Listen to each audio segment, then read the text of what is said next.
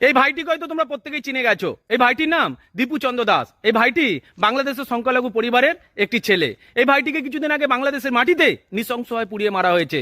এই ভাইটির অপরাধ কি ছিল আজও কেউ কিন্তু পরিষ্কার করে বলতে পারেনি, কিন্তু সনাতনী সমাজ বুঝে গেছে এই ভাইটি হিন্দু বলেই তাকে কিন্তু মরতে হয়েছে। দেখো, আমি একটা জিনিস জানতে চাই, ধর্ম আগে নাকি প্রাণ, জাতি আগে নাকি জান?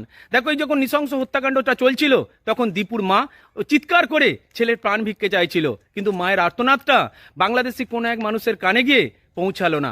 অথচ হাজার হাজার কিলোমিটার দূরে বসে যখন মায়ের আর্তনাদের ভিডিওটা আমি দেখেছি, আমার বুকটা কেঁপে উঠেছে।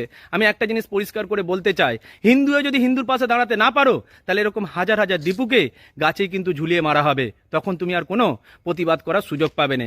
বর্তমানে বাংলাদেশ সরকার বলছে 7 জনকে নাকি অ্যারেস্ট করেছে, তাদেরকে নাকি শাস্তি দেবে, কিন্তু আমি বলছি এই অপরাধ ওই 7 জনের শুধুমাত্র নয়, এই অপরাধটা হলো বাংলাদেশ সরকারের, বাংলাদেশ প্রশাসনের।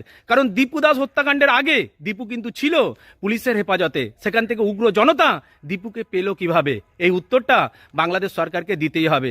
তাই আজকে এক কণ্ঠে বলতে চাই, হিন্দু হিন্দু ভাই ভাই এটা শুধুমাত্র মন গড়া গল্প নয়, হিন্দু হিন্দু ভাই ভাই এটা প্রতিটা মানুষের সংকল্প হওয়া চাই। কারণ হিন্দুরা যদি হিন্দুর পাশে দাঁড়াতে না পারে, তাহলে হিন্দু শব্দটা এই ভারতবর্ষের মাটি থেকে হয়তো একদিন মুছে যাবে। জয় শ্রীরাম, জয় ভারত।